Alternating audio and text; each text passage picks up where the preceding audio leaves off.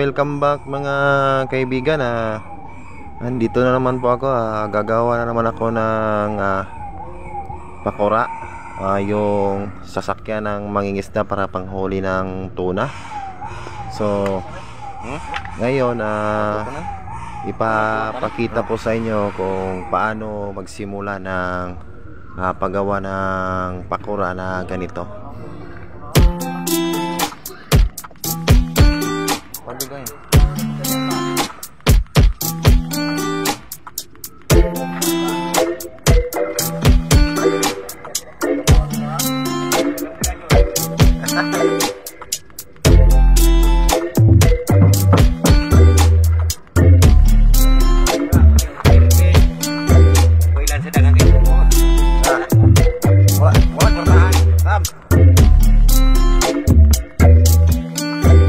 So ngayon mga kaibigan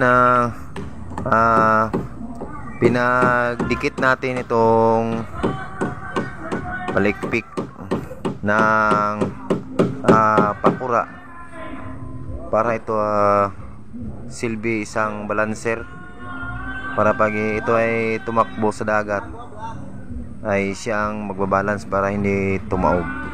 So ang haba pala nito 7 feet, tapos 6 inches ang lapad.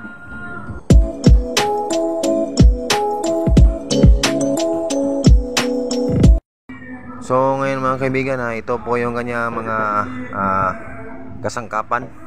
Ito yung palo, tapos ito naman yung para sa kasa, sa kanyang pamalong, tapos yung kalaso sa pamalong, ito kanyang butterfly sa likod, yung W, ayan.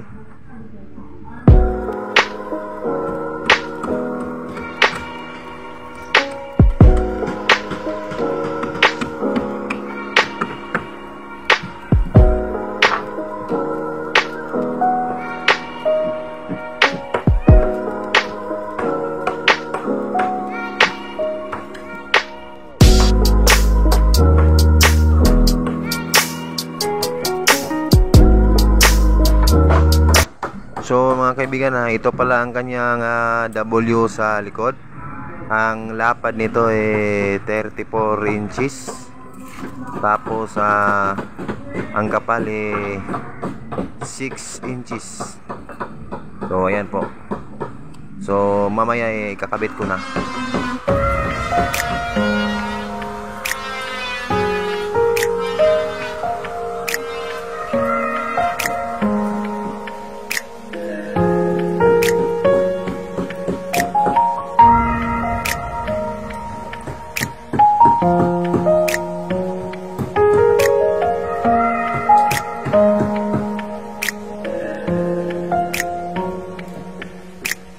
Ang haba pala ng kilya mga kaibigan, 12 feet po ang haba. Yan.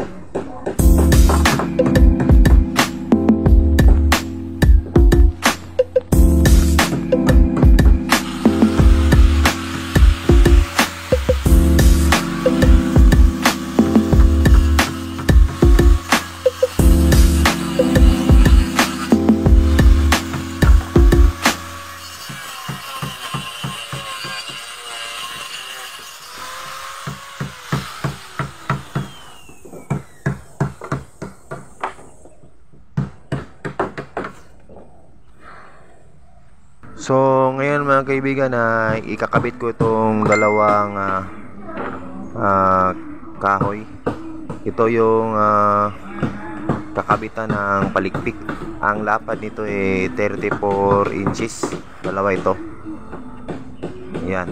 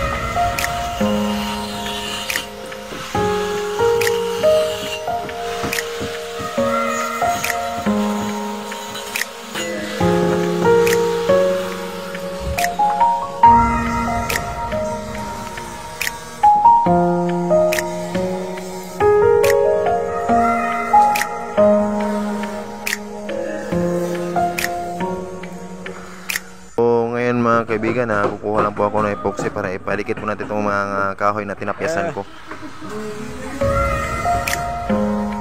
Isin mo yan, boss. Ganda pagkagawa. Malakas tumakbo.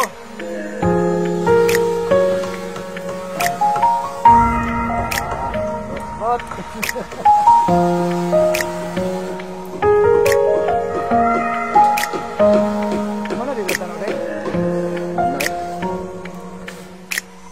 So ngayon mga kaibigan ay ikakabit ko na itong dalawang palikpik. Ayan.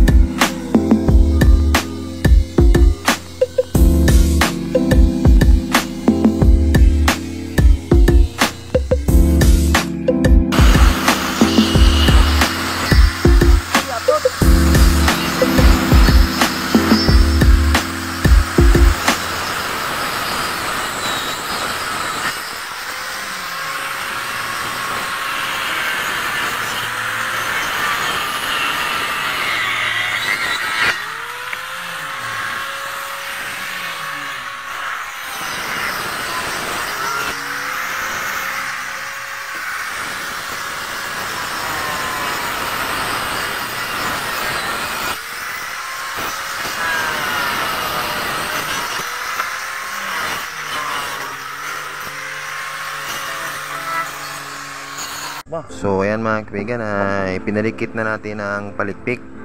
Pagkatapos na lagyan ng pako ibaliktad na natin para makabitan ng mga ligason at saka pamalong. Yan.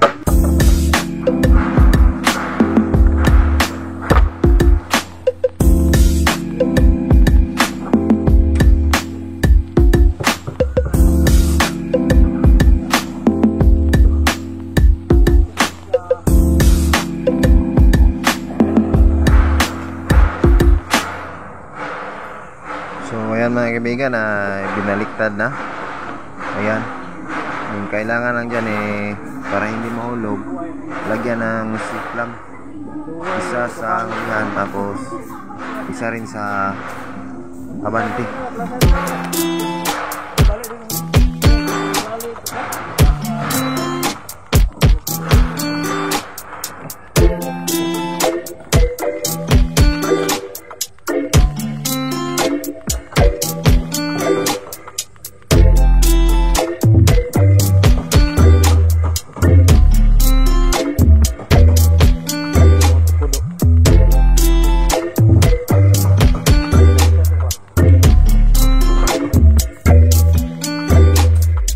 Mga kaibigan, shout out nga pala kay Iras alias Dalisay, pati na rin kay Janjan Damgo at kay Angkis TV.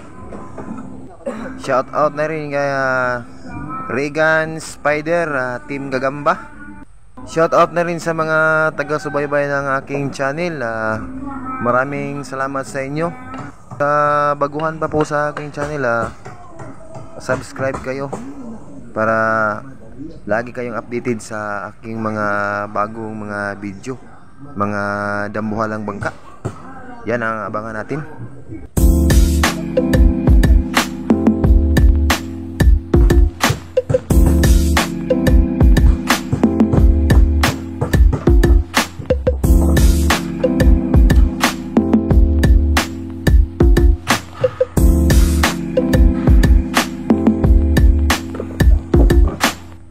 Ngayon mga kaibigan, ang hubog pala nito sa kilya 16 ang hubog.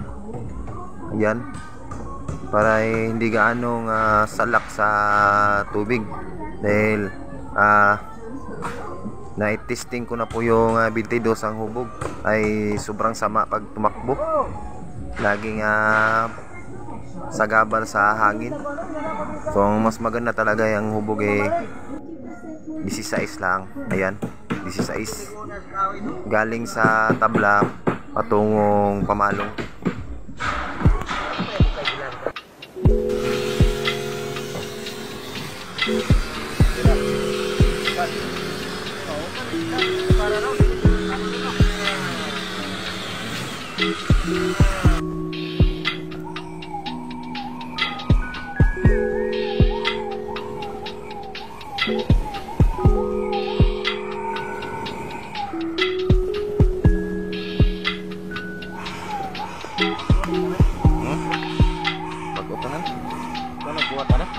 So hanggang dito lang muna mga kaibigan, update lang po tayo hanggang matapos ang pakura. Maraming salamat po sa inyo.